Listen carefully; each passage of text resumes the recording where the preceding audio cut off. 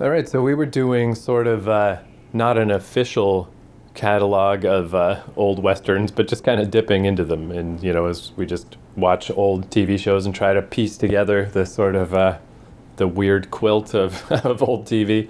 So we did the really famous ones. We did like Gunsmoke and Bonanza, and how there were very different takes on the Old West, where Gunsmoke was really early, things were super rough, tiny little town, people fucking high noon gunfights and stuff. And Bonanza was way more an established, settled, sort of big ranch. Yeah, right. The ranch. So I guess this show, I've never heard of this show, so this is different from those real famous ones. This is The Rebel, or you were calling it The Rebel Johnny Yuma? Yeah, the Rebel Johnny Yuma. And he is, what I remember of it, he's from after the Civil War and the South lost to the North. Johnny Yuma is one of those Southern he's a Southern soldier, Right.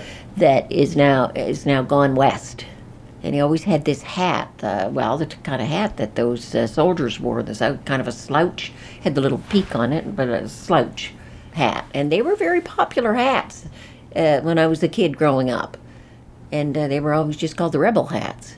Right. Well, that is the first thing as I was looking it up, is The Rebel Johnny Yuma is the name of the theme song for the ABC TV series The Rebel, which was recorded by Johnny Cash, but the show itself was just called The Rebel. So it's not a major thing, but just as I was looking it up, that's a tiny little thing, but I assume everyone probably just called it The Rebel Johnny Yuma, right? Especially if that's the name of the song. Well, that's probably why people remember Johnny Yuma is Johnny Cash's song. Right. I forgot about that Johnny Cash sang that song.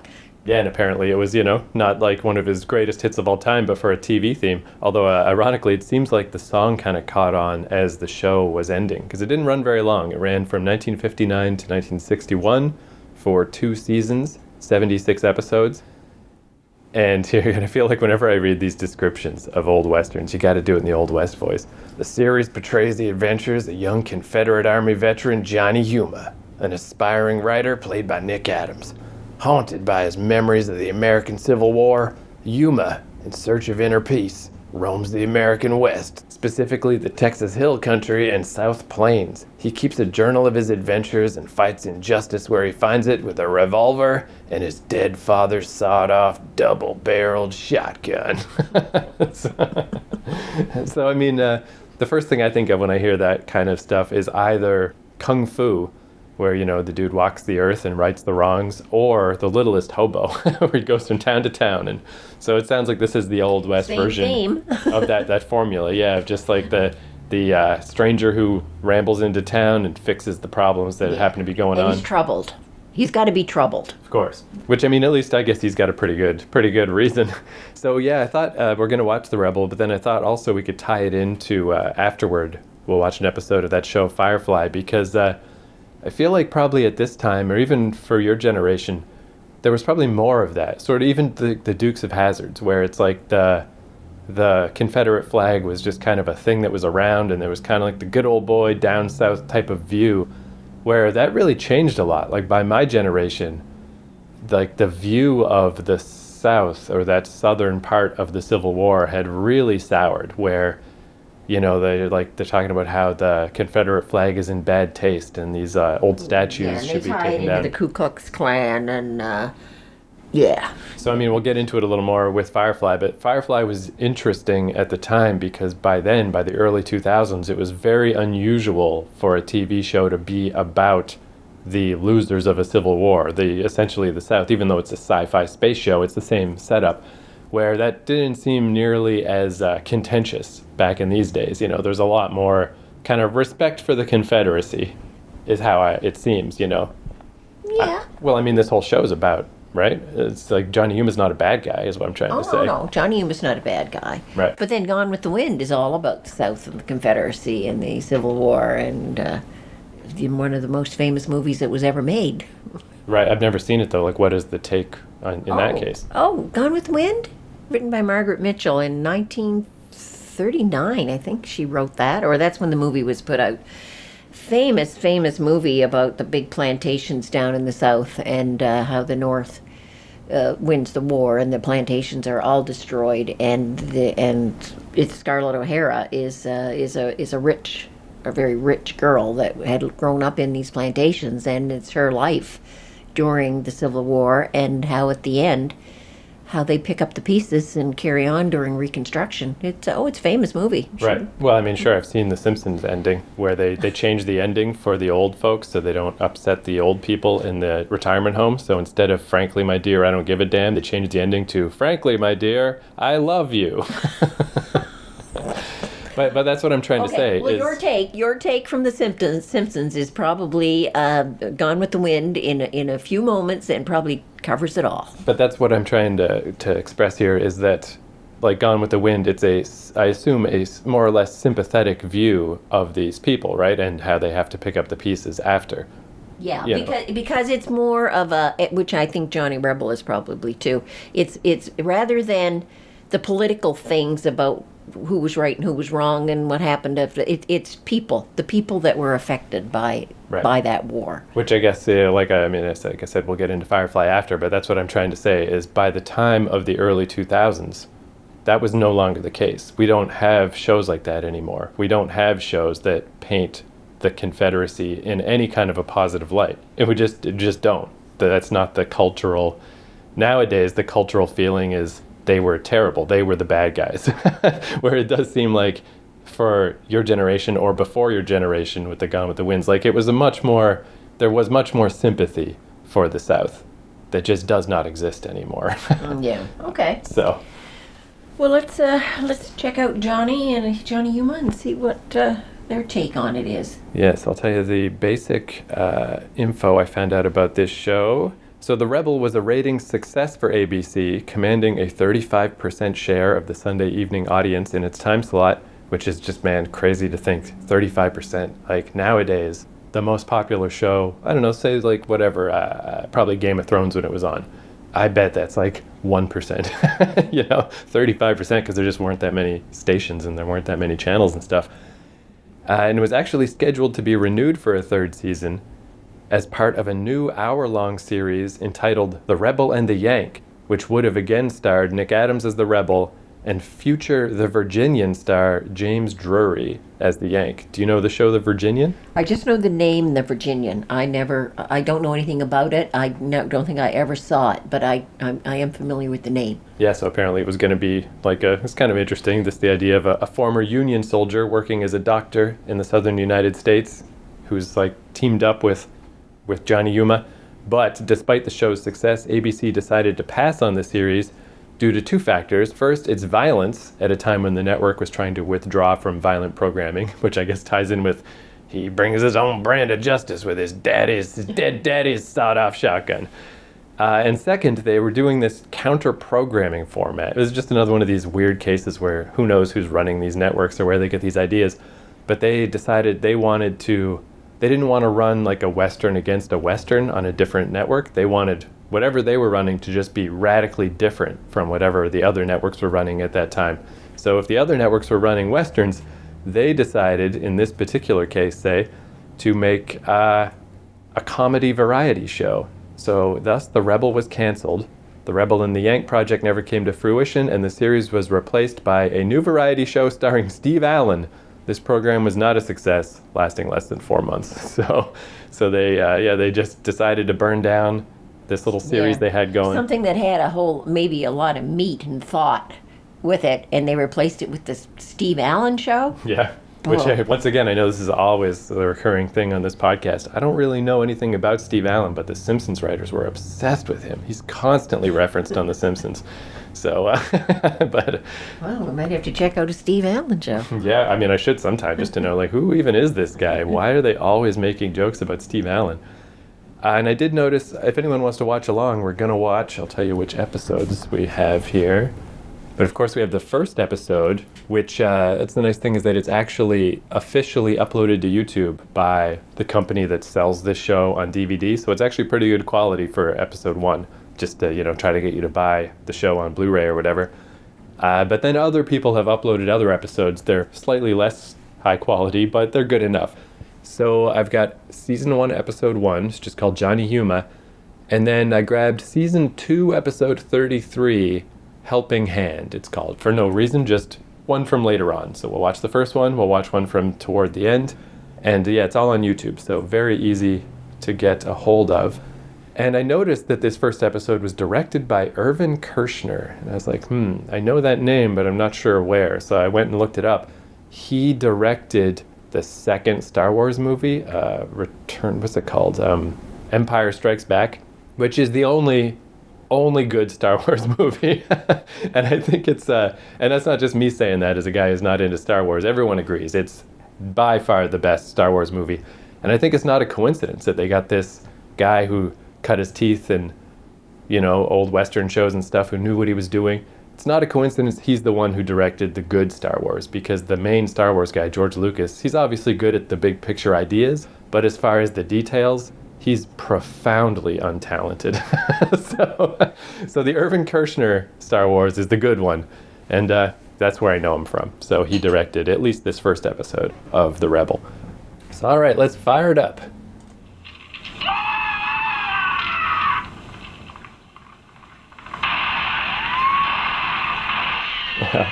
I don't mean to stop it right away, but yeah, just talk about as far as like the harsh, gritty realities. The very first scene of the very first episode is poor Johnny Yuma taking cover in the middle of a gunfight behind his dead horse. Yeah. Like, man, you couldn't really start off in much more dire circumstances than that.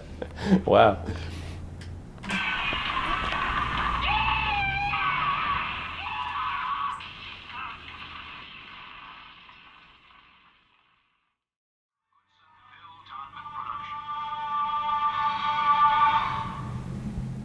So yeah, we tossed in one extra episode because the first episode was really more the setup about how Johnny Yuma came home to find that his sheriff daddy'd been killed, and I wanted the town was a bunch of lily-livered, the whole town, lily-livered, and then the bad guys all moved in and were controlling the town. Not willing to stand up for justice. Yeah, so I wanted to get a little more of a sense of what it was like week to week. So we watched the first one and the second episode, and then the episode 33, like I mentioned.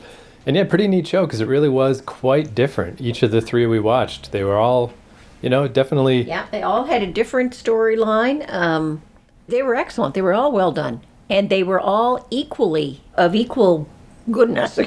Yeah, like it does seem weird. They were all well done. It wasn't one where you'd say, that one was a little weak, or the acting was kind of weak in that. They were all excellent. Yeah, I wonder if, because I was saying how I read that Nick Adams was the only consistent actor. It was like different each week, and that's what we saw here. Nobody repeated. I wonder if that's like a benefit to your show. Like, you can just pick those character actors, like we were saying in that final episode. This guy who... He's got kind of like the Marty Feldman wall-eyed look, but you said you've seen him before. Yeah. He's like, and his name is Jack Elam, but I didn't know his name until I read it in the credits. But I've seen him in a lot of stuff. And the first episode had Dan Blocker, is that his name? Dan Blocker and John Carradine. Right. So yeah, like I wonder if you can just get these like, what do they call, like a character actor, like these people that they're not necessarily stars, they're just good actors. So you get to fill your show full of people like that, and that seems to be what they did. Again, it's like I don't know, Steve Allen, is that what I said the guy's name was? Yeah, they replaced it with Steve Allen show. Yeah, again, but we'll have to watch some of his stuff at some point, because like I was saying, I only know him as from The Simpsons, but a variety show seems like what a weird replacement, especially when they had another series ready to go with this character and his northern counterpart. Seems like that just would have been a way better choice, right? What a strange thing to get rid of this show so early. Yeah, because it was a really good show, and it was well paced, and it was well acted, and no formula where obviously there's a bit of a formula in that Johnny Yuma is successful at the end of each episode, but you can't guess what those, you're not saying, oh yeah, well I knew that was going to happen, or I know what they're going to do. There was none of that. It was all, surprises coming right at you. It was well done, really well done. So much so that, so the first episode was him kind of cleaning up the town before he, went off on his merry way to sort of, avenge his dad type of thing. And then the very next episode was like courtroom stuff, where it's like the crooked judge, forged some paperwork to steal someone's land. And it was like, they were in a courtroom thing, and then Johnny Yuma went and did a bunch of research, and was like researching land title stuff and all this crap. But then at the end, they do always have to find some way to make it action-packed. So in that one, he can't just confront the judge in a normal civil way, he goes to where they were about to hang some guy unfairly, and instead he's got the judge with the noose around his neck, and you tell him, judge, you tell him all the truth or I'll hang you. And what that kind of reminded me of, that kind of extreme reaction, or in the first episode, the way he these no good dastardly ne'er-do-wells that he ends up shooting, he throws an explosive into the saloon that they're at. Yeah, blows it up, kills them all that way. Well, it forces them out, and then he shoots them all in cold blood. Yeah, vigilante justice. What it made me think of is, did you ever see the first Rambo movie? It was just called First Blood. Oh, yeah, must have seen it, yeah. And anyway, it was before Rambo sort of devolved into self-parody. You know, Rambo, pretty much immediately after that, was just the war, gun shooting, 80s action John Rambo. But the first movie, you know, was based on a novel, and it was just about a vet who is back from a war, and he's crazy. You know, he's crazy from his experiences, and he has to deal with the law and stuff. And it's like, you know, that's what the feeling I got with Johnny Yuma is that because this show was made in 1959, they could just present him as he's just bold. He's a bold, heroic guy. But if you fast forward a couple of decades when people have more understanding of post-traumatic stress disorder and like what it's like to come back from a war, I feel like if you made Johnny Yuma nowadays, these things that he does wouldn't be a sign of how brave he is. They'd be a sign that he's kind of lost it, you know, like he never did quite come back from the war type of thing. But I just thought that was kind of interesting, those different takes that just probably wouldn't be presented that way nowadays. Because he does some wacky shit, man. But then you get the final show that we watched, which is a feuding family fighting over water rights, and the fact that one group of them has sold their kinfolk down the river to rob a bank and have money, and various complicated plot here. But in that one, he does not shoot first and ask questions later. He, like at the very end when he shoots those men, they drew on him first. Right. They were going to kill him. Well, and I mean, he is always quite sure of his righteousness before he does these things. He's not just going off half-cocked, but it is still shockingly violent, his solutions to things. Yeah. Yeah. But it's like, so there'll be an action scene. Because there's always those little things where, you know, you just kind of have to check it off in your brain of like, oh yeah, this is a TV show. Like even the one with the land titles and the crooked judge, the guy who's been falsely imprisoned, his daughter comes in and is like, Johnny Yuma, I'll give you money, please help. And he's like, it's none of my business. So then she starts making out with him, and it's like, okay, yeah, it's just a TV show. You just want to have a kissy kiss scene. But then he still says, no deal. No deal, honey. It's a really well done show, though. Each episode we saw there, where they were all equally good. Yeah. There wasn't one where you said, oh, you know, they've been doing this for a while, it's kind of fallen down, or no, there was none of that. It was excellent. It had good storylines, good acting, lots of action. Yeah, and I think I am impressed that it was so varied. Like, I don't think that was a coincidence. It's not like we just happened to get just the right episodes. A very well done show. Not bad. So. And this one I had completely forgotten, and I don't know what made me think of it, but it was just there a couple of weeks back. The name just popped into my head, and I said, oh yeah, wait a minute. Johnny Yuma, Rebel, whatever. It was a good show, very good show. So then just us doing these Westerns, just sort of floating around in the back of my mind was that show Firefly, because I was a huge fan of that show when it was briefly on TV. But first off, it's, you know, we usually do older shows, not necessarily newer shows, but then I got to remind myself that Firefly's 20 years old. It was canceled in 2002 or 2003, so... Yeah, I watched a few of those because you introduced me to them. Yeah, and like we had already been watching Buffy and Angel, and this was that same guy, Joss Whedon. But yeah, it's like this thing where there's like big ups and downs with Buffy, big ups and downs with Angel. You know, you can really pick out like, okay, here's the better seasons, here's the lesser seasons. Firefly was a weird case where it was such a downer that it got canceled in half a season, right away. Yeah.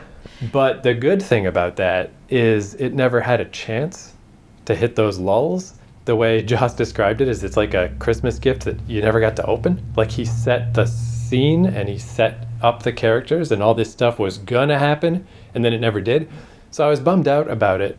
And to this day I still like I feel like you can kind of put your faith in like a novel series that's written by one person or a comic book series that's made by a couple people. You just can't, or you shouldn't put too much of your expectation into big corporate art, because big companies don't care and they're just going to cancel this shit. So this was kind of the last time I ever really got invested in a TV show. Ever since then, I'm like, I'll watch stuff or whatever, but I just don't want to, get all into it and then just have it canceled. I'm like, I'll just go do something else with my life. What I remember about it, I don't remember a whole lot of detail about it because I didn't watch all the shows, but I watched a few of them. And it was like, the Wild West in outer space is kind of what it always reminded me of. And when it did finish, I was surprised that they finished it, because it seemed to have a whole lot of promise, a whole lot of future that could have been well done, well executed. And then all of a sudden it was just over. Yeah, I really felt like all of the lessons he learned from Angel and Buffy really came together in this show. And then never since, he's had other stuff since then, and some of it's better than others. And then recently there's been all this controversy where everyone is coming out saying what a nightmare he was to work with throughout his career. Luckily, nothing worse than that came out, just that he's a dick. But that takes a little bit of the sheen out of things too. This was the high water mark though, for sure. But super similar, more similar than I expected it would be to Johnny Yuma. Just when I was reading about Johnny Yuma, I was like, let's just put these two together rather than a whole week about Firefly, because they seem similar. Now that I've seen Johnny Yuma, they're very similar, both in the storyline and in the real life circumstances. Because the way Johnny Yuma got canceled for the Steve Allen variety show, the year Firefly came out, there was 3 big new shows that Fox, debuted all together. And then of the 3, they canceled 2 of them and kept going with one of them. And it was just this crappy fast cars, racing show. It was just garbage. And it's even if you had just given us one more batch of Firefly instead, because they all got canceled ultimately. It's just how could you people choose this other show over Firefly? Terrible, just awful. But on the other hand, if you're a money man, the show just didn't catch on. It's too weird. It's a space Western, nobody watched it. So it's understandable. It's just a bummer. But as the show goes, that first episode of Johnny Yuma where he has this little monologue about where have you been? He's criticizing everyone for not helping his dad. And the deputy guy was like, well, where have you been, Johnny? The war's been over a year. And you get the steely-eyed stare off into the distance where he's like, some wars never end. The wars that go on in a man's heart, or whatever. That's exactly the character from Firefly. He could be Johnny Yuma, and they could have called this Johnny Yuma 2000. It's exactly the same situation, where the main captain in this show, they had the space civil war, the future civil war, North versus South, but in this case it's the inner planets are the North and the outer planets are the South. And the main character is struggling with his inner self. Yeah, well, his side lost the war. The South lost. So now he doesn't know what to do with his life. He's just the captain of this really crappy ship. The ship doesn't have guns or anything. It's just a transport ship. And he just stays as far on the edge of space as he can, away from the center planets, and just takes little missions and just, he never left that war. It's still, it's exactly the same situation. And it's also interesting because, I was trying to say at the start a little, that just the South side, the Confederacy side of things, was much more of a common topic earlier in history, where by my generation, not anymore.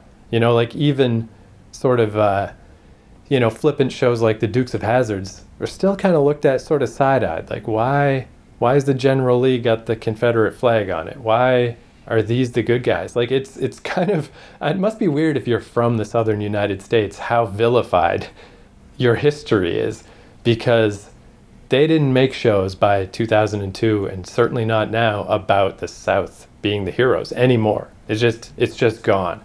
And then in real life, it's, at this point especially, it's very looked down upon to even fly that flag, or to even to have statues of the generals from the Civil War that were on the South. People we should take those down. The South is getting obliterated. What you're saying, but it's true, because there was another show, modern day. Well, it wasn't modern day, but North and South. It was called, And it was a series, a TV series about the South during the Civil War. Then you had things like, even like, not, I'm thinking more modern day, even dramas like Dallas and those big super soap opera sex shows and rich oil guys. And yeah, they were all around that period of the 60s, 70s, maybe the early 80s. But yeah, you don't see any of those nowadays. Yeah, so at the time Firefly came out, it had been a solid 20 years that no one had really done this. Yeah. And it was a blip on the radar because they still don't, And it was actually the first time by becoming a fan of Firefly that I had ever come upon the opinion, because also maybe it's because we're not American, so maybe our school system just doesn't delve that much into America. It didn't seem like it did when I was there. But I mean, kind of all I knew about the Civil War is just the very surface, just the South had slaves, That's all I knew. So when I was looking into Firefly, because Firefly was based on these novels about the Civil War called The Killer Angels, and, he just made it into space. But it was the first time I heard the idea that there would have potentially been benefits to the Confederacy winning, not the slave stuff, obviously, that had to go, but the idea of the Confederate States of America maybe would be a healthier situation than what they have now. Keep each state more individual, so it would almost be like Europe or something, like each one is its own little Confederate thing, where instead it all came under the banner of America, we're this great big fucking behemoth that just doesn't work, Well, and the weird thing is that war has been over for, 150 years, close to 150 years, and yet there is still that division between North and South. Right. Still there. Yeah, and then sort of just develops into the left and right political spectrum too, which just doesn't quite all fit together, but more or less, that mindset is there. They're very much you're with us or you're against us country. Yeah. So first off, so I've just got one episode of this show to show you that is particularly about this topic. But first, I just thought I'd show you real quick because, this show is about how the war has been over and it's just about life after the war. But there was one scene where they actually show this war, and it's only 5 minutes long. So I thought it'd be a good setting of just... Like this war, you mean the Civil War? The Space Civil War, sure. Oh, the Space Civil War. Yeah. Okay. Where this was kind of the definitive, the end type of thing. If we can hold this particular planet, the South might win. But in this little case, they're just holding and waiting for their reinforcements to come. And then when the reinforcements come, it's the wrong side. And that's it. That's the war's over. And it's just a neat little scene just to sort of set that setting for this guy. And also what I like about this, that I noticed also while we're watching Johnny Yuma, how we've been talking about the just how sort of boneheaded music is in TV shows, where it's just like, feel like this now, feel like that now. And it's not nearly as bad in Westerns. They still do it, but just because of the style of music, it sort of feels more natural. It just sort of fits in better. And I noticed that with Johnny Yuma, and it's really apparent with Firefly, because if you go back and watch Angel and Buffy, oh geez, it's bad. Of just like, here's the funny scene, here's the sad scene, here's the romance scene. Where with Firefly, this show came out, basically, I think Buffy and Angel were both still going. They hadn't even ended yet. So it's not like they had evolved their ideas about that. They still were making these soundtracks to let you know how to feel. But because it's like this Western sort of bluegrass music, it doesn't seem as bad. It seems really good. So this scene, like at the end here, when the wrong ships come and this guy realizes like, oh fuck, my whole life is over. My whole way of life is done now. But the music is beautiful because it's like this just stuff you don't hear on TV, this like fiddle music, and it's really cool. So let's just watch this one little scene first, and then I'll tell you about the episode we're going to watch.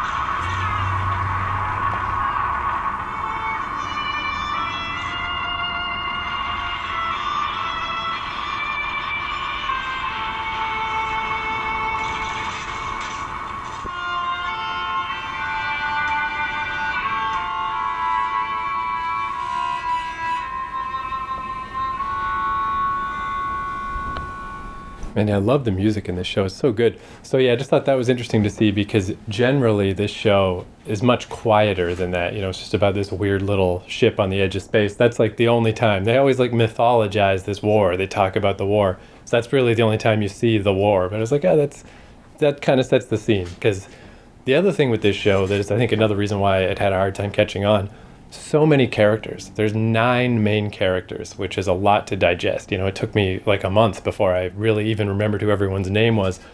But all you really need to know is him.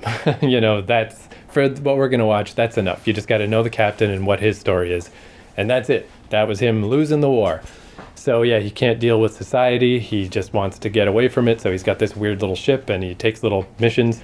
And he's just got his crew. He's got a mechanic, he's got a doctor, he's got Ron Glass is a priest who was just, they were taking him somewhere and he decided to hang around. He's got a mercenary. There's all these people, way too many people, but it doesn't really matter for this. You can get away with not knowing who they are. And why I picked this one episode that we're going to watch is because this is where the Captain Mal and Zoe is his right-hand woman who's also in the war, is one of their old friends from the war, is involved in this episode. And it's about, again, this idea of just trying to keep going after the war. So extremely similar to, even more than I thought it would be, to Johnny Yuma. Like these really, they seem like they kind of match up. And I decided it would be a neat excuse to do an episode of Firefly on this show because, again, like I like this show, but again, they only made, I don't know, I think 14 episodes. So, I mean, I've watched them all a bunch of times. I just haven't watched it in a long time because eventually you just got to move on. They did make a movie that wasn't as good because it's like too big, too bombastic. They got to try to wrap up a big storyline in a movie. Like what made this show so good is that it wasn't, these are not the people that are going to save the universe. These people are no one. They don't matter. And that's what makes it so interesting. Where in the movie, they sort of got involved in a big conspiracy. It was okay, but I much prefer the style of the show. So yeah, for anyone who wants to watch along, this is Season 1, Episode 12, The Message.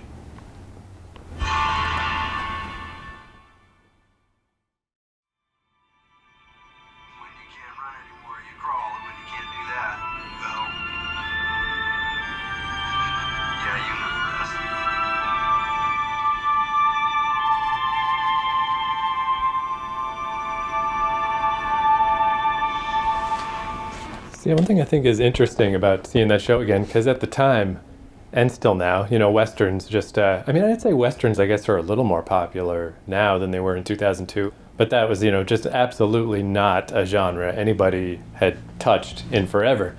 So, and obviously this doesn't quite because it's space, but it's surprising how little space changes it. It's like it changes the way the city looks or whatever, but really it's about the same. Like the ship could just be a wagon. It'd be, a very similar story.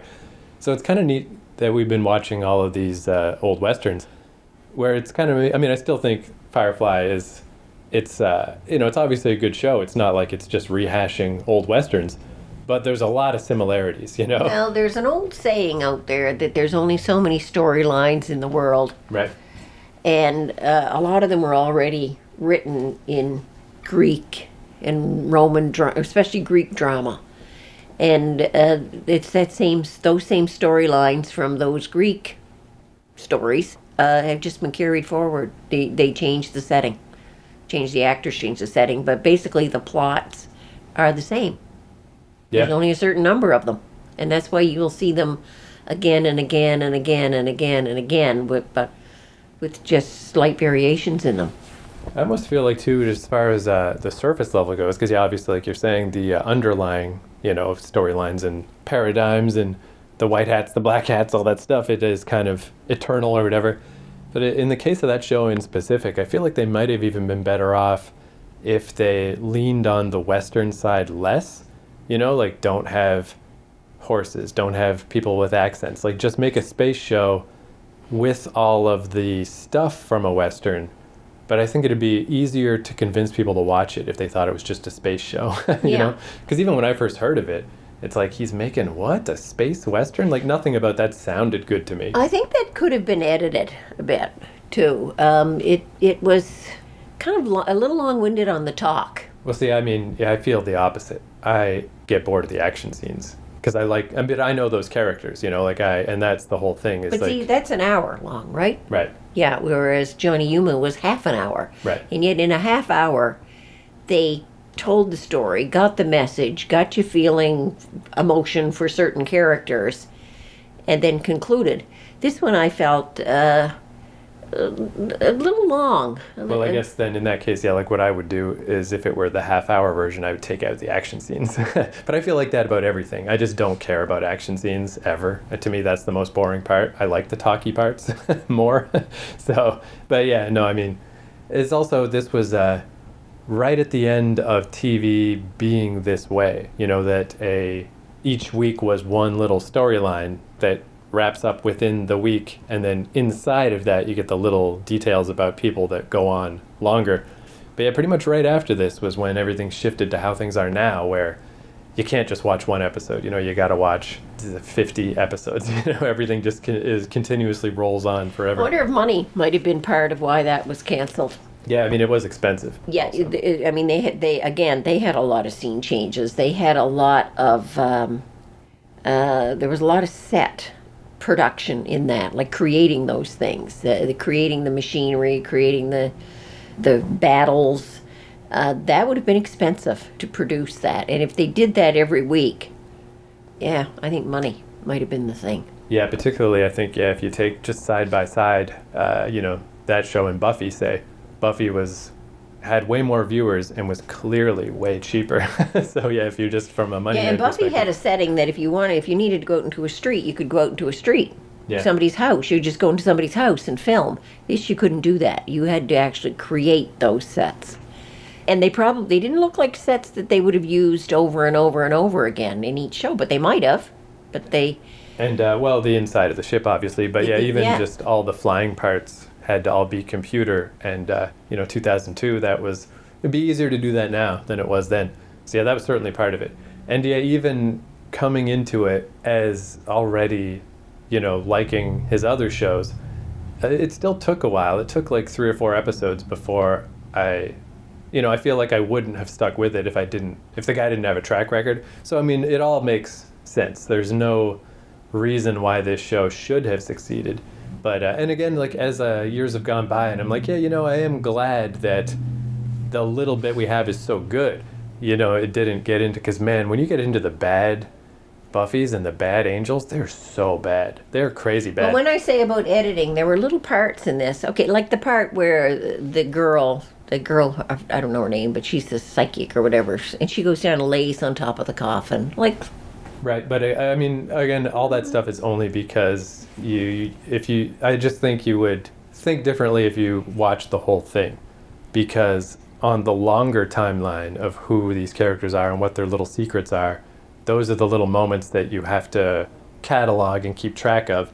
Because what happened with her, the reason her brother is on the run from the law is they came from this super duper fancy pants family, and they sent her to a gifted school, but at the gifted school, the government cut into her brain and started doing all these experiments because she has potential, I don't know, they were like, again, this show doesn't have aliens, it doesn't have magical shit, so it doesn't have psychic powers either, but this is like, this government program is like, maybe there could be psychic people, but the only way we can figure it out is to chop their brains up. So the brother smuggled her out, but now he can't go home, he's running from the law. So yeah, she's crazy. She's crazy because the government... I suppose that the director felt that he had to introduce each of those characters into the show so that you wouldn't forget that they were part of the ship. Sure, yeah. So again, like I was saying with the mechanic girl, like there's an episode where their ship breaks in the middle of nowhere and they're all gonna suffocate. So that episode is mostly about her because she's the one who knows how to fix the ship. And yeah, then they get into the episodes about the brother and sister from the north and all their stuff. And again, yeah, like the priest, the mercenary guy, everybody has their own little story, but there's not enough room in the show for all these people. So yeah, you got to pick and choose. So yeah, that's exactly what that is, of just like, don't forget, keep this on the back burner, don't forget, we'll get back to that character next time. So when you watch the whole show, like as a fan of it like I am, those little moments are the best part. because those are, the part that I'm desperate to have more of, that we never got to find out what's going on with this, what's going on with that.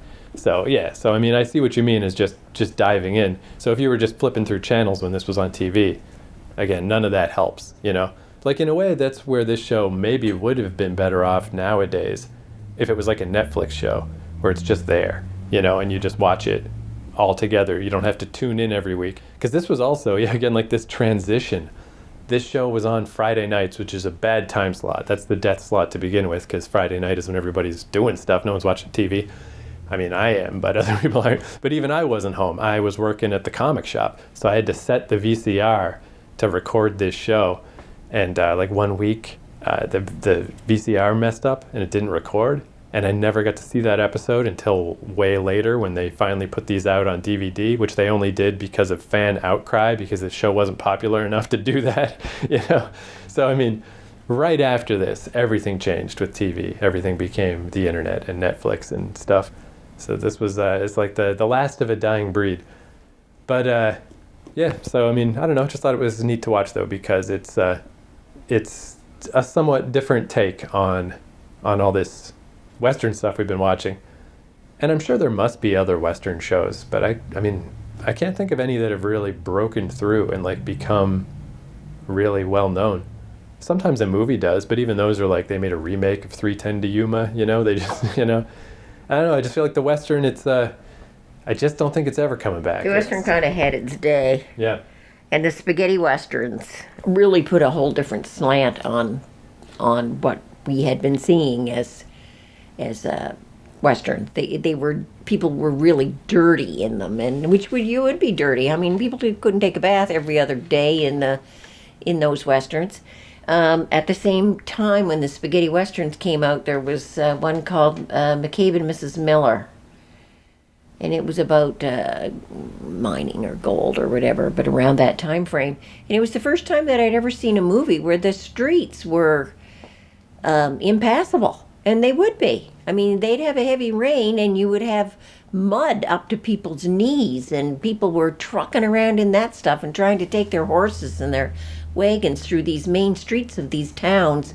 And it was just mud in the springtime, which it would be. But when we always saw Westerns, man, the streets were bone dry, and you just flew down the street with your cart and you might get a little bit of dust. And I remember the first time when I saw McCabe and Mrs. Miller, which was probably in the early 1970s, I was amazed at how everybody was, they dirty. Their fingernails, their hands, their fingernails, their faces, they were unshaven. The streets were full of mud and filth and things. And I said to myself, geez, yeah, you know what? That's probably how it really was. You wouldn't have a bone dry street every time you came into town. Yeah, that reminds me of, it was, obviously a bit later on, but I heard that in the early days of New York, there would be traffic jams in Manhattan if someone's horse died, because this gigantic horse is dead in the middle of the intersection. Now what do you do? How do you get this thing out of there? Yeah, it would cause huge problems. Exactly. Which is kind of gross to think of, but it makes sense. So what happened with shows like and McCabe and Mrs. Miller was the one that I'm thinking of mostly. But after that, there was a realism that kind of came into Westerns, and they kind of lost favor. I think maybe because they were too realistic. When they shot somebody, blood spurted out, and there would be blood all over the place. And with the spaghetti Westerns, although they were dry scenes because they were obviously filmed in Italy, but it was the same thing. Like Clint Eastwood was never clean shaven, or very rarely clean shaven. But most of the Westerns we'd seen up to that point, my God, they practically had presses in their shirt sleeves. Right. They were very well kept and polished and clean and shaven. But where would you have gotten that done? You wouldn't have. Yeah, I was thinking, I think the most sort of cultural relevance that a Western has probably had since the heyday is that video game, Red Dead Redemption, that I was showing you, because that thing sold so many copies. It made like $1 billion. A Western movie would love to be that popular. But I guess if that's where the Western has transitioned to video game world, could be a worse place to end up, because like as we were watching footage of that game, like it's out of control how realistic it is. It's crazy. It's kind of Yeah. cool. So, yeah, I guess they survive somewhere at least. They survive in the video game world. Yeah, but the clean-shaven cowboy. See, you could almost even go with if you were clean-shaven and your shirt was always clean with maybe a little bit of sweat marks on it, whatever. You were the good guy. But if you were the bad guy, it was so obvious to see who the bad guy was. He had whiskers, and he was like that wall-eyed character, that Jack Elam guy that we were looking. I mean, as soon as you looked at him, you said, "Oh yeah, well, he's the bad guy." So it was very easy to set up characters. You didn't have to have them speak or establish their story. There they were. Oh yeah, he's in a nice clean shirt, and he's not. Yeah, that's probably another reason why westerns just are not as easy to make anymore, or for people to buy into, is because that whole, the black and white, good guy, bad guy storytelling is just so much less in favor now. Now we got, Breaking Bad and fucking what's the And Dragon people Show? started moving from just a very black and white world into the psyche of the characters, so that then you moved into characters who were not completely good or completely bad. They were troubled people. They may be looking for justice in the world, but there was a troubled side of them. And that seemed to be where most of those characters, whether they were doctors or lawyers or cowboys, everything seemed to move in the like the late 60s and the early 70s into that genre of the person's psyche, like what made them tick. Why were they like that? Rather than just, I'm the hero, Joe guy with the white hat and the press shirt, and I'm going out to do justice. That was gone.